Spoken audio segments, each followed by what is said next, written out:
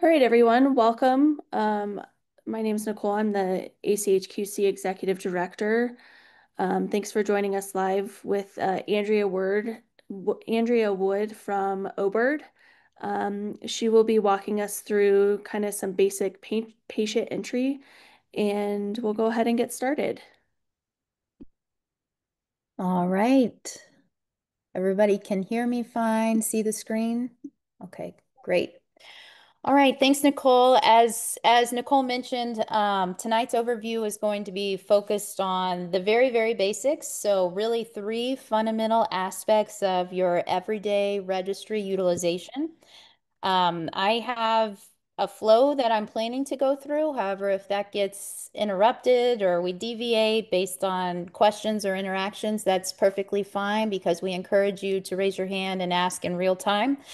But I will plan to start with just the general patient enrollment process and then move along to provider data entries, such as basically all the non-patient clinical forms. So that would entail like the operative details and inputting all the follow-up data for the long-term follow-up and just 30-day follow-up data. And then lastly, how we handle reoperative cases and revision cases in OBERD, which actually starts with the withdrawal process. I know that reoperations aren't necessarily every day, but they are important, very important things to track and something we want tracked properly in the registry. So it's a topic we want to cover, and I know that I've seen questions about it at conferences and stuff, and even outside of that. So plan to go over that. One quick disclaimer is that everything that I demonstrate tonight, and you already know this if you've been in OBERT at all, there are multiple other ways to go about achieving the same task. And so my goal tonight is to keep it as simple and straightforward as possible. However, if you notice that you do things differently and it's been effective for you and it's working well for you, then I would encourage you to just keep doing it that way. Again, there's no right or wrong way, and so it's really whatever works for you. But a lot of this stuff should look familiar. A lot of these patients kind of point to the same things, and it's just all about navigation and your preferences. Likewise, there are several drill down views in this registry module that I'm going to avoid. And but if you happen to drill down and get lost, that's totally fine. You can always just get back to where we're starting here on this landing page by clicking the All Registries tab here that's highlighted. So with that, let's go ahead and dive in. To enroll a patient, I'm going to start by clicking this Add Patient button. Now, there's two ways for a patient to get registered. A patient actually has to be in the system or created in the system before they can be enrolled into the ACHQC registry. The two ways to accomplish that is to either have it automatically sent, those patient records automatically sent via the EMR, or create them manually. I am working with a few sites on the automation now based on EMR integration, but since the overwhelming majority are still using manual processes, that's what I'm going to focus on. If and when you should ever have things automated with your EMR, what you will do instead is you will just click this Add Patient to Registry, search for them. They'll pull up with all the demographics, insurance, address already populated, and then you simply enroll them versus having to enter all of that manually.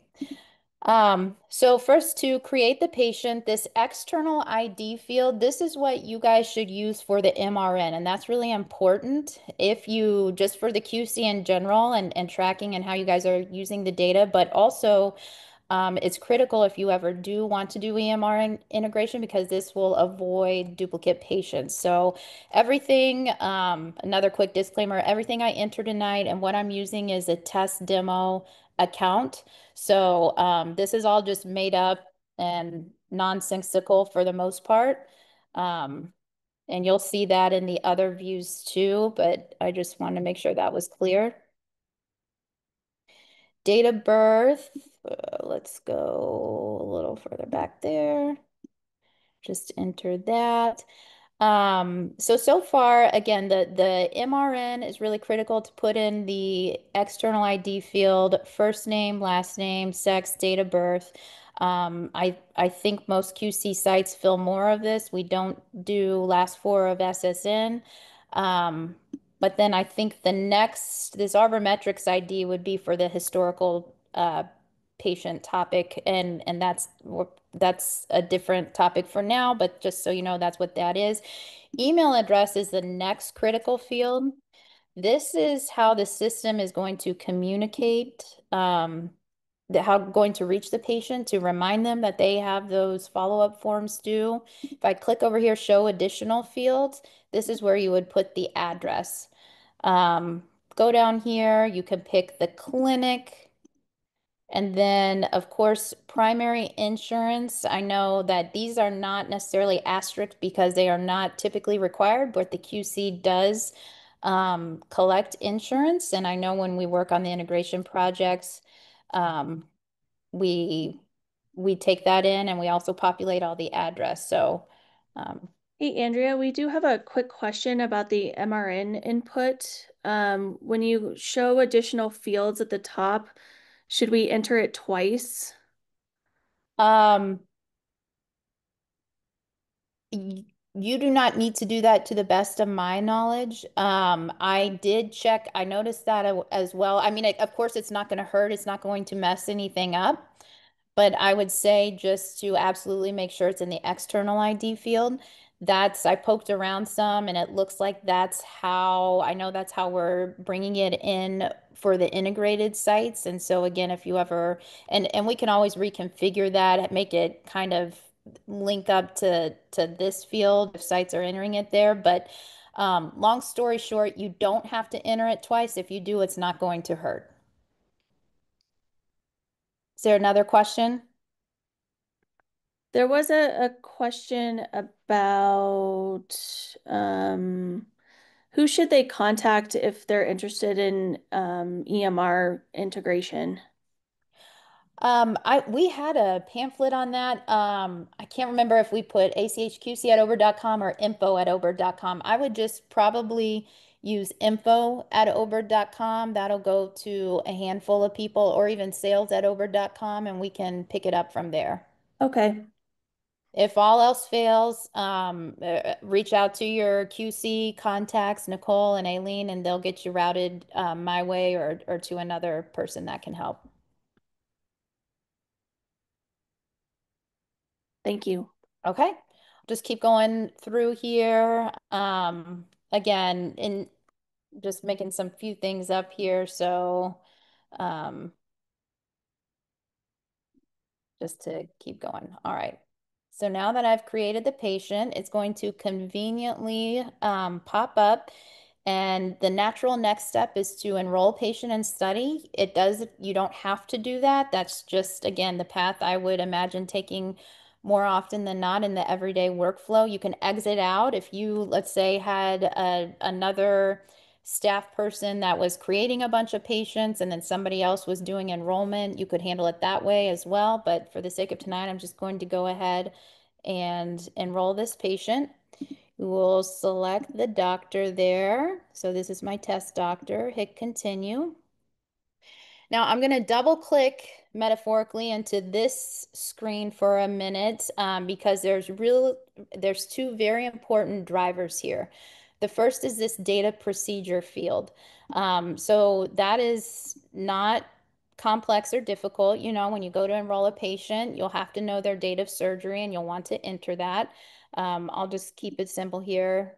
I'll put them August 15th, not a revision case. But the reason this is really critical is because just so you understand how the logic works in the background, this is what drives all the pre and post-op time intervals, whether it's a patient-facing form or a physician or clinical form. All of that is pre-configured based on the registry design, and that's how we automate things. So we set it up so the configuration of the registry is the same across all sites. Um, how we make it dynamic to each patient situation is using this data procedure and CPT code. So the data procedure, the system is going to auto calculate all of those intervals and their availability, those measurement moments, if you will, and the form availability based on the patient specific data procedure. the CPT code here. Forgive me, I don't know those well. So I just click some that probably don't make a lot of sense, but just, proof of concept. This is really important because the ACHQ registry is set up to have a set of core provider forms that are relevant across all patient cases. However, the CPT code puts the patient on the condition-specific track. So there's different patient assessment forms based on their condition, ventral, inguinal, or hiatal. And essentially that CPT code is what drives the patient to make sure that they interact and complete the correct forms according to their case. So next, pretty straightforward, I just add patient.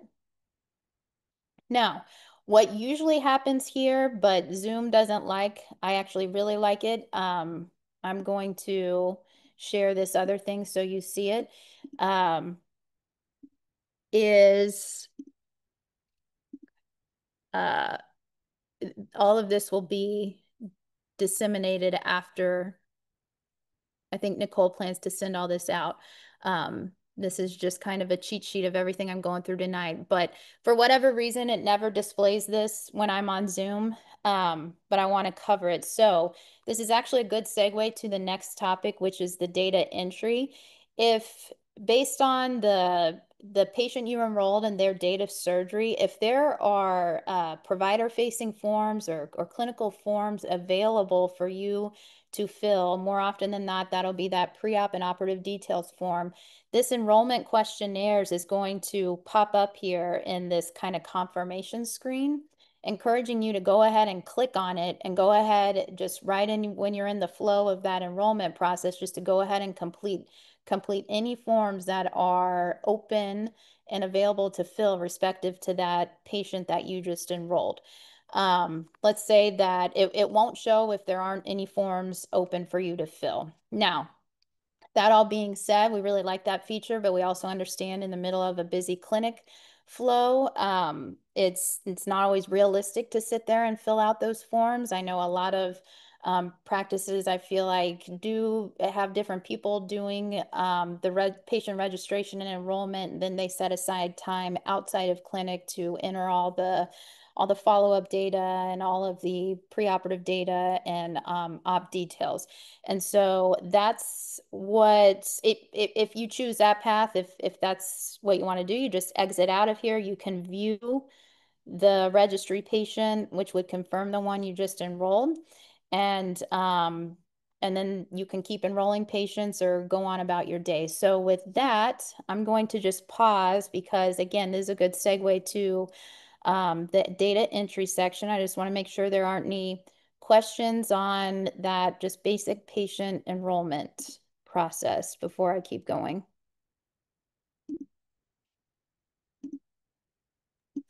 Andrea, sometimes the CPT code or the date of surgery is input later. Can you show us how to input that at a later Yes, time? yes. I will actually, I'll skip there real quick since it's fresh. So, again, lots of ways to get to those patients. I'm going to click this active enrollments. You would essentially look up the patient. Here are all my test patients that I just spoke of. Um, let's see. The one I just input, you can see there's ACHQC patient. If you ever needed to enter the CPT after the fact or outside of that, you would use this middle icon here. It actually, if you hover over it, says revision.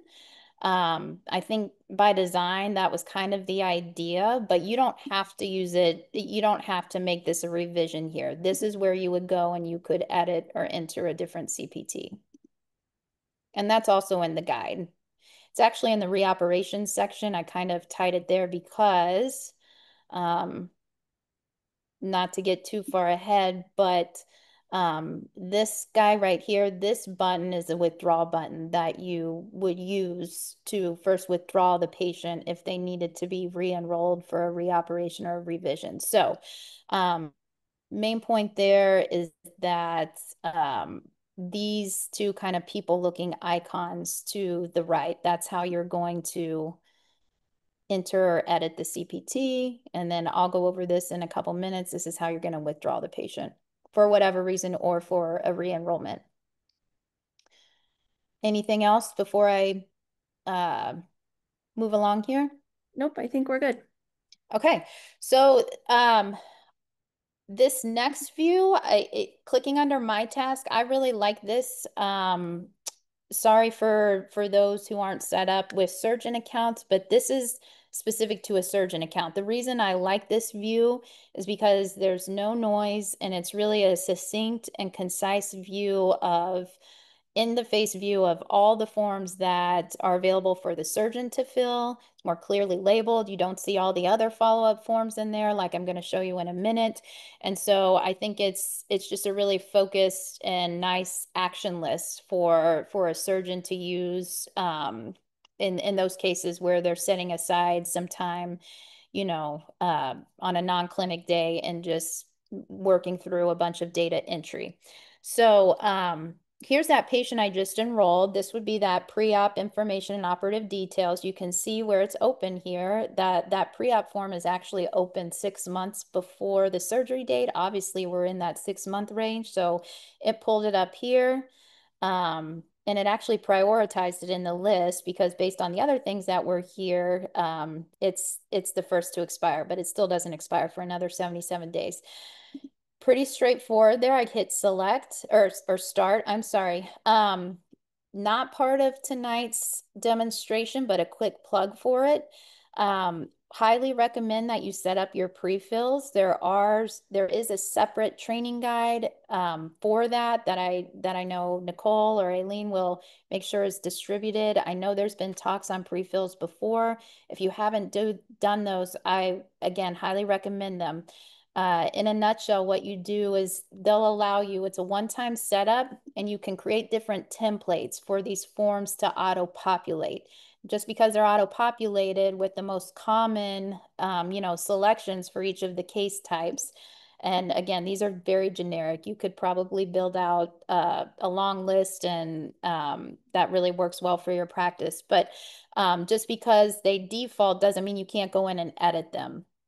So if I select this and I say, yay, yes, pre-fill results, you're going to see here where it's going to just make this easier. If everything was just normal with this patient or standard, I could click through this really quick and save out. But again, I can change things.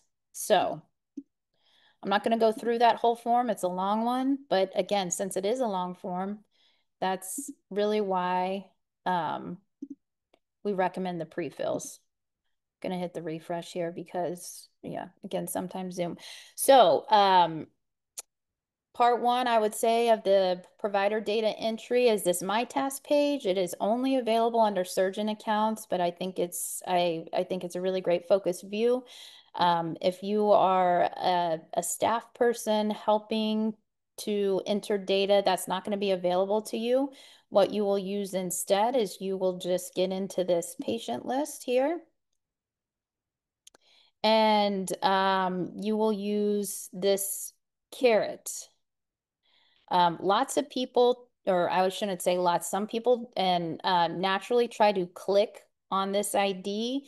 That's not going to get you anywhere. I understand it's confusing, but really try to click on this caret. That's essentially going to drop down the patient's set of forms. And this is that, I would say, more noisy view, but it really gives you a rundown of everything assigned to the patient, whether it's in a holding tank for way out in the future or whether it's open now.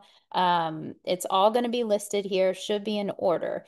What's a little or a little awkward and non-intuitive about it that we've fixed in our version 2 platform that you guys will eventually migrate to is this timeline section. So instead of this being more natural to read, like the pre-op interval or just labeled based on the interval, day of surgery, 2 weeks after surgery, 1 6 month or 6 week 6 month. It actually reads based on when the form becomes available. So a lot of these forms are in any type of study or registry design. There's standard intervals like the ones I just described, but the forms actually open. There's a window of availability. And that window of availability is actually less sensitive for the provider forms more often than not, because those are objective measurements and results, and they shouldn't change over time or as you're feeling it so much. So that's why they're open longer. Now the patient assessments, those are for scientific reasons. They just have an open and a close. But anyway, I won't go too far down that path. I just kind of wanted to explain why this is so noisy. It's a full rundown of everything assigned to the patient based on their enrollment. It should auto-calculate all of these open and closed dates respective to the timeline and the patient-specific date of surgery. Now, to fill one of these, again, if you are helping the doctor, the surgeon, and you are not in those, you just got to make sure you're aware of that. You come over here and here we go. You click answer. So this is a past due one. It still lets you get in it.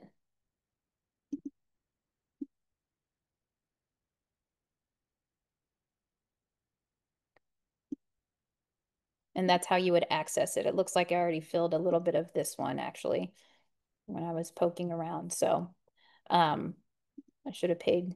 There's filled on dates in that view too. So there's a lot there in that view. It is a little confusing, but the more you use it, I think the more you'll get used to it.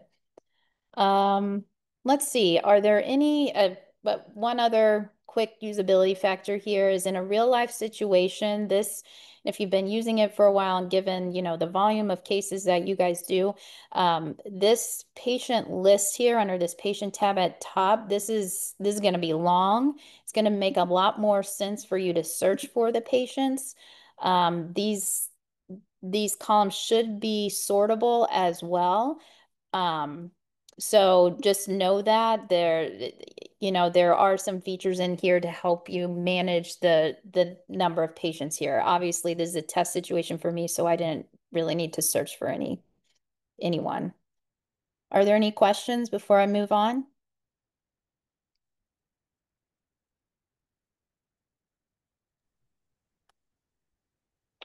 Okay. All right here. Then the last topic is the reoperation. So we kind of lightly touched on this. You can see we're already created a reoperation patient. If the patient has been withdrawn, again, step one is to first withdraw the patient. I'm going to walk through that for a minute, but you'll be able to see here because they have it's indicated here. And then you can see that their original surgery date was 9/4/2025. They were withdrawn. I see them in a different lineup here. It's the exact same patient. I can tell by the IDs, all the demographics, and they were re-enrolled under this new surgery date. So that would suggest the reoperation date, the revision date, whatever you want to call it. So I'm just going to walk through that process real quick. I think there was another question. You can use the withdrawal functionality for reasons outside of reoperations. Um, there is a remove option here that may be relevant sometimes. I guess if, you were working with a patient and for privacy reasons, whatever, consent, they said they wanted to be removed entirely, and that's their right. You could remove them, and what that'll do is exactly what's explained here. They will be removed from the registry entirely, the database, including any information that they've filled. So we don't want to do that in reoperative cases. What we want to do instead, and in most cases, is to first withdraw.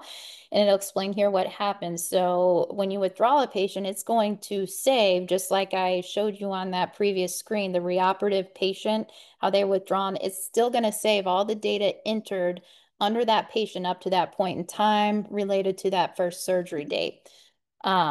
In the case of a revision or reoperation, you're going to click revision. You can, if there's other reasons to withdraw, let's say they did want to terminate their participation, but they were okay with the data that had been collected to date.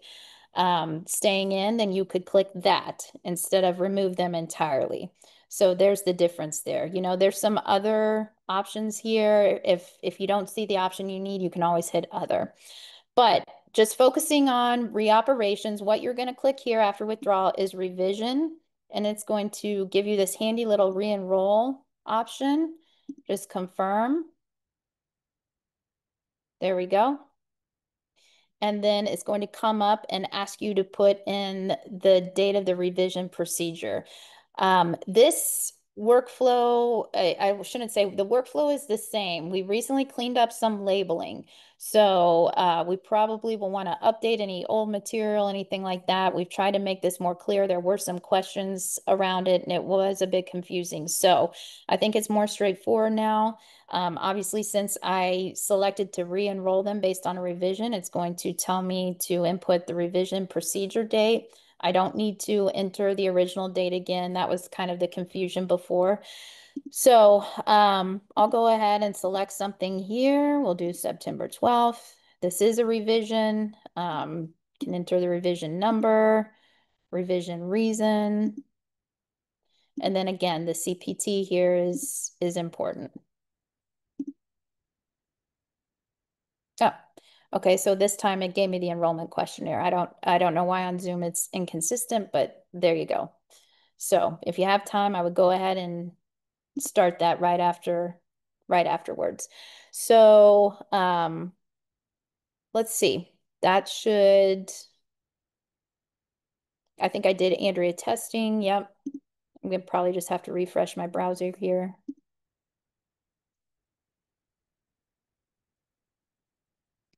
And there I am.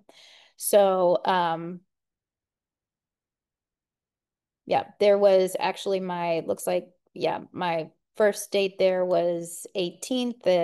That doesn't make a lot of sense. I wasn't paying attention, but you can see the new date there. I meant to push it out.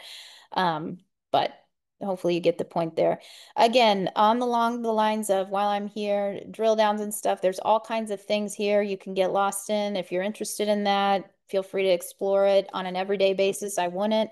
I would just stick to the overview provided here on the enrollment process, um, how to enter the data, and then how to handle the reoperations.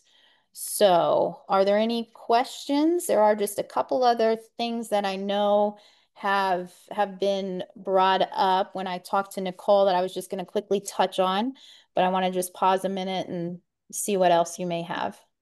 Andrea, this is Dr. Go. I have one question.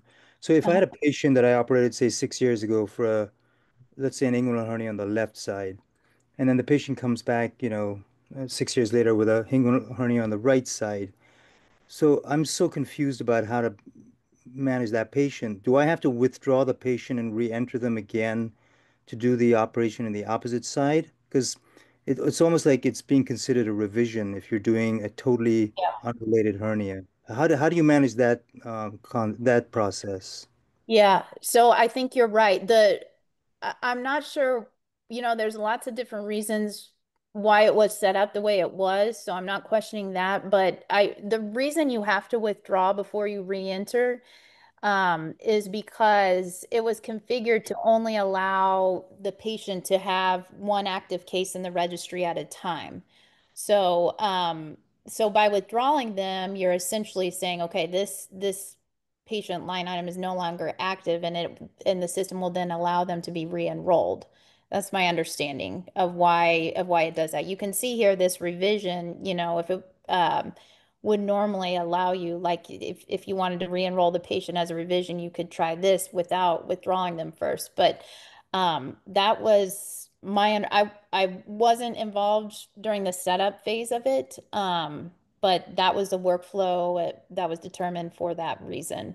So it may be something, I actually haven't heard of that particular case where they have a hernia on both sides of the abdomen. Um, I mean, it could be a hernia in another part of the body. The problem mm, is that like, I've had a couple of patients like that. I've been in the QC for a few years now, so it's really tricky to try to figure out how to manage that. So, I had a patient today that had a hernia repaired 2 years ago, and had a laparotomy in between somewhere else and had another hernia in the lower part of the abdomen. So I have to withdraw that patient, re-enter them. It's not really a revision, it's a new hernia, but when it I gets complicated, it gets hard to manage. This database doesn't really so work well. if it's a new hernia, you're going to want to do a second entry for the patient and just put a dash B at the end of the MRN so OBERD accepts it. If it's a revision of a hernia that you've already documented in the QC, then you would go through the withdrawing process and the revision. But if it's an entirely new spot, say the right now instead of the left, we would want that as a second entry, similar to what we did in Arbor-Metrics. I literally just had this question asked of me earlier this week, and Ben did confirm that that's the process that we want to do.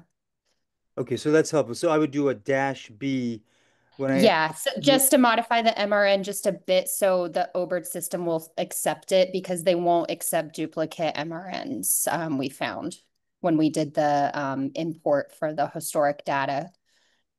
Okay, so if it's a recurrence of a hernia, then you withdraw and re-enter them with the new hernia or with the Correct. hernia that you're refixing again, correct? Correct. Yes. Okay. And then Yeah. does the system accept that as a recurrence? Yes. It creates a database. In the database, it'll show up as a recurrent hernia. Yes, that's correct. Got it. That's really helpful. That's the thing that's I've been really trying to figure out. So I appreciate that. Yeah, no problem.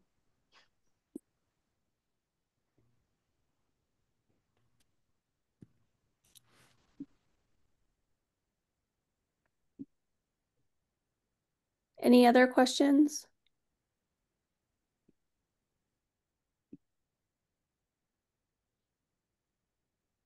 Okay.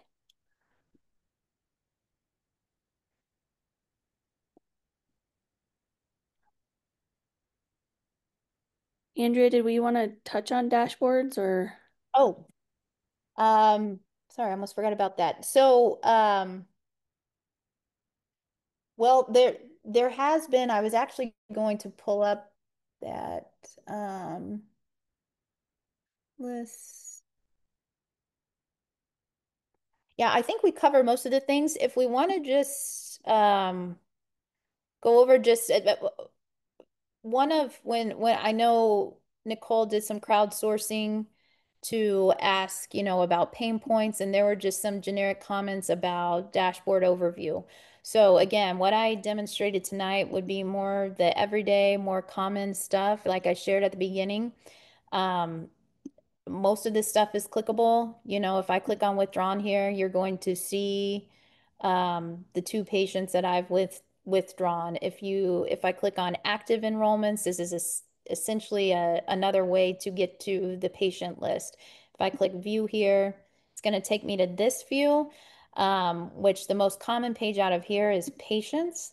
But if we want to spend a minute just talking about this compliance and statistics view, we can. So the compliance view is actually really cool, I think. What you do is it's a bar graph, obviously, of the registry protocol, and each of these, and it's kind of highlighted to suggest compliance, as the name suggests. There's a patient view, and then there's a form view. So in the patient view, it will organize it by patient, and you can click to see those who have completed, who are fully complete during the pre-op versus those are incomplete and open.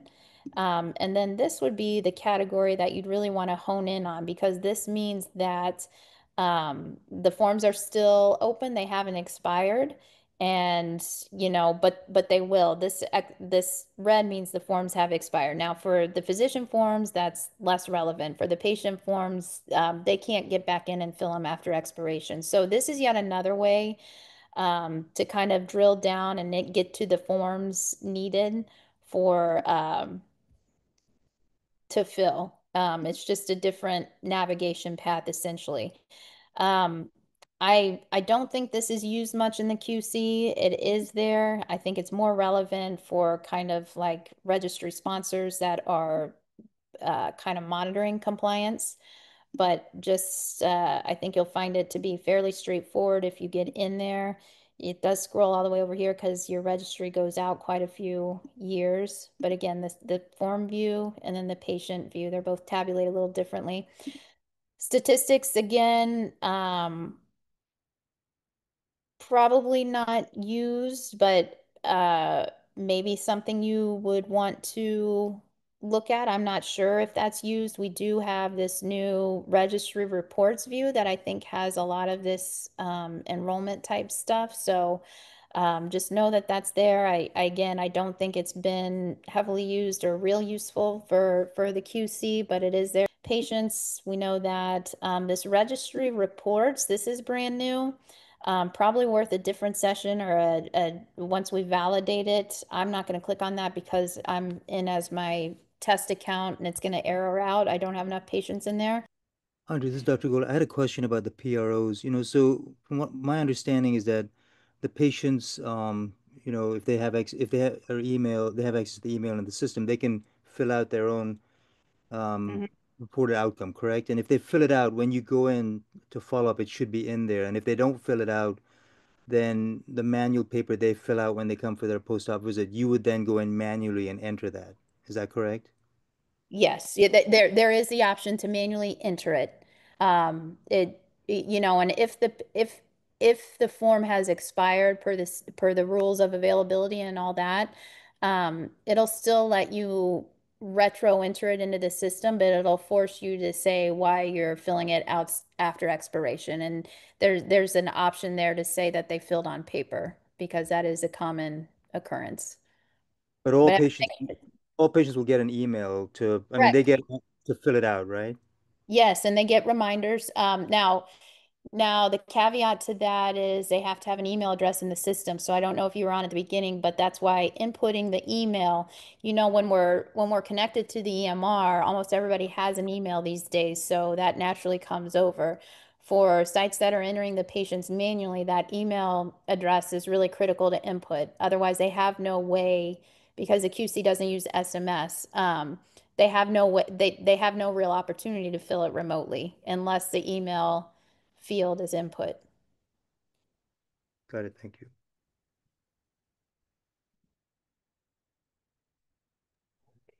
Aileen, excuse me, Aileen made a good comment. You also have to make sure that the CPT code is input as well as the email because the CPT code determines which PRO is then sent to the patient. Mm-hmm.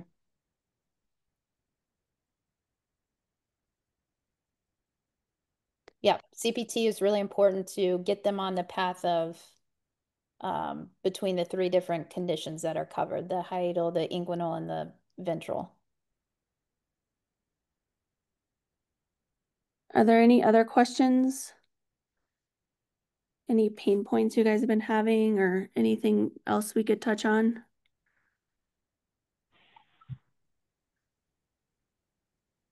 Hey, Andrea, this is Brian Ellis. Is there a way to see from that compliance if they come into the office for a follow-up visit? Can you drill down on their chart to see how, if they filled that out or not?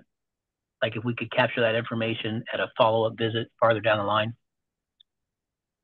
Sure. I don't know if I would use this compliance view for that use case, because if you're talking about a specific patient that comes in the office, I think honestly it'd be easier to just look the patient up and then click the caret and see if, let's go in here. Can see this hiatal patient here. So here would be their hiatal assessment PROs at the 2 week. You can see that they did finish it, and you would be able to see their responses if you click there. I would suggest that in the use case you um, asked about, that's what I would do because you know the patient's name. This Andrea, this there's also the remind button there that I think is good for that too. That's in right, the right, patient row. Yeah, right. if you click that, if you click on one that actually has one though, it'll light up if they need to be reminded. if they have open forums. So you see one that's just two above that, Like that's in the the row. 17-day Yeah. one.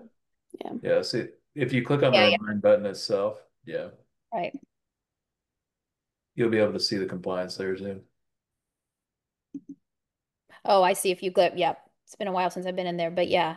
So this patient hasn't filled any of their pre-op forms, but it would show them if they come in for a follow-up, you could, yeah, that's actually a really good view. I think that's really, instead of looking through all the list of forms, I would search for them, then go into this remind area. That'll tell you if that's lit up, that they have forms open that haven't been filled.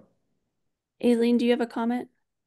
Yeah, I had a question. So in the compliance view, when you're looking at the graph and you see, the yellow and the red, are you able to click on those bar graphs and Yeah. that generates a list of patients below? Yes. Okay. Yeah, and so that's back to Dr. Ellis's. That's this to me is more useful when you're monitoring compliance or managing compliance as a whole. But you can use it however you wish. If I click on this is the 4-month follow-up. If I click on that red patient, I know that this patient, hasn't filled, or the doctor actually hasn't. So it's not just patient forms either, it's also the physician forms. But I would be able to tell that this ACHQC additional follow-up, that it has actually expired. Again, less critical because it's a physician form probably. I can still get in and answer it retrospectively. But when we used to train people like non-physician roles that were fully responsible for increasing compliance, we would use this view a lot and really tell them to hone in on the yellow areas and make sure they don't turn red.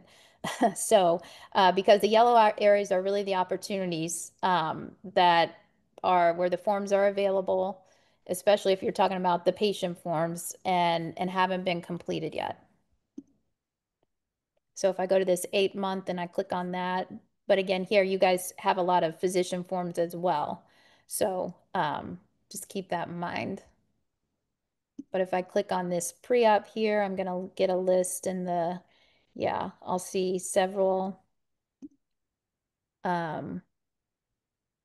Here's the patient reported outcomes, probably that one of those patients we just came from. So yeah, just another navigation path to get to kind of some of the same views we've already touched on, but it is, I think, a useful view uh, if you're for managing compliance at large. Thank you for that explanation on that compliance. Yeah, I think that would be really helpful for some people. Are there any other pain points or questions that people have?